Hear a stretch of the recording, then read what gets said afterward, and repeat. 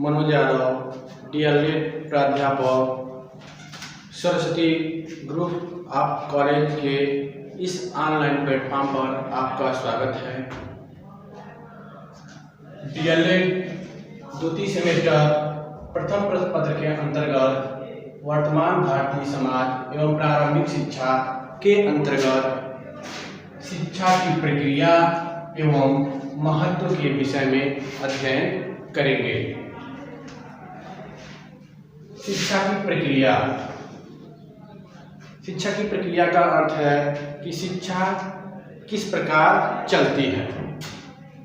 तो इसमें अनेक विद्वानों ने, शिक्षा शास्त्रियों ने शिक्षा की प्रक्रिया को अलग अलग तरीके से बताया है। शिक्षा की द्विमुखी प्रक्रिया।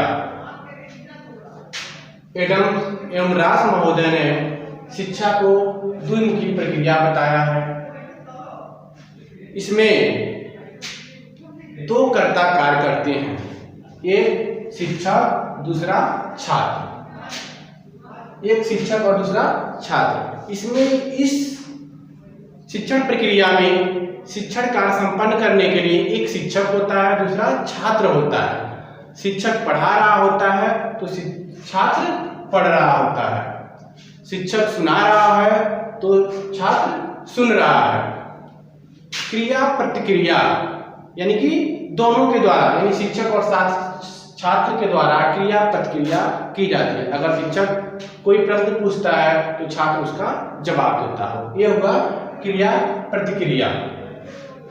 दूसरा है शिक्षा त्रिमुखी प्रक्रिया है। इसके जन्मदाता जॉन डेवी हैं। कौन है? John Dewey. जॉन डेवी महोदय ने कहे हैं कि शिक्षण प्रक्रिया में दो कर्ता होने से काम नहीं चलेगा, कम से कम तीन होने चाहिए। तो उन्होंने शिक्षक और छात्र की बीच की कड़ी पाठ्यक्रम को जोड़ा। कहा, जॉन डेवी महोदय ने कहा कि बिना पाठ्यक्रम के अभाव में शिक्षण कार्य नहीं हो सकते हैं। शिक्षा में शिक्षक और छात्र के साथ पाठ्यक्रम का होना नितांत आवश्यक है। अगर पाठ्यक्रम नहीं है तो शिक्षण प्रक्रिया अच्छी नहीं चल सकती है, अच्छे से शिक्षण नहीं कर सकते हैं। तीसरा आयाम है शिक्षा बहुआयामी प्रक्रिया है। एक महोदय ने बताया कि शिक्षा द्विमुखी प्रक्रिया है। जॉन डेवी महोदय ने बताया शिक्षा त्रिमुखी प्रक्रिया है। फिर अनेक शिक्षाविदों ने बताया नहीं, शिक्षा बहुआयामी प्रक्रिया भी है। क्या है? बहुआयामी प्रक्रिया है।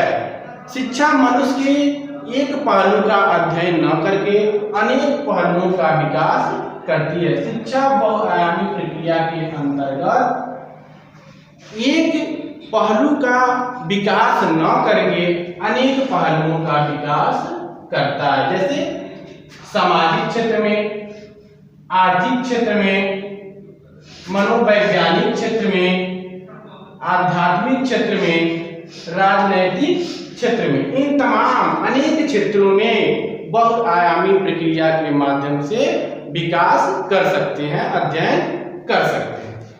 तो यह हुआ शिक्षा की प्रक्रिया।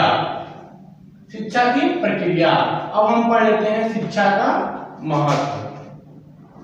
शिक्षा का महत्व यानी कि शिक्षा के अभाव में मनुष्य एक पशु के समान होता है।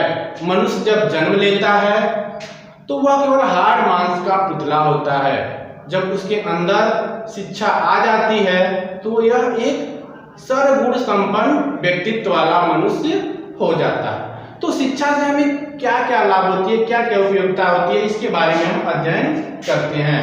पहला है व्यक्तिगत विकास के लिए। सबसे पहले क्या है? शिक्षा अगर नहीं है तो मैं पर्सनल रूप से, व्यक्तिगत रूप से अपना विकास नहीं कर सकते। जब फिर अपना विकास नहीं कर सकते, परिवार का नहीं कर पाएंगे, समाज का नहीं कर पाएंगे, फिर राष्ट्र का विकास नहीं कर पाएंगे। दूसरा है सामाजिक प्रगति के लिए। यदि एक एक लोगों से मिलकर, एक एक व्यक्ति से मिलकर लोग होते हैं और लोगों से समाज बनता है। तो जब व्यक्ति शिक्षित ही नहीं रहेगा तो उस समाज का प्रगति ही नहीं रहेगा, वह समाज आगे की तरफ जाएगा ही नहीं। तीसरा है राष्ट्र के प्रगति के लिए, अगर हम शिक्षित नहीं है तो अपने कर्तव्य और अधिकारों के विषय में नहीं जानेंगे, फिर राष्ट्र के लिए हम कुछ नहीं कर सकते। अगर फिर शिक्षित है और अपने देश के प्रति मेरा क्या कर्तव्य है, क्या अधिकार है, उसको जानेंगे, फिर मेरा देश आगे की तरफ बढ़ेगा। मानव कल्याण के लिए चौथा पॉइंट है मानव कल्याण के लिए।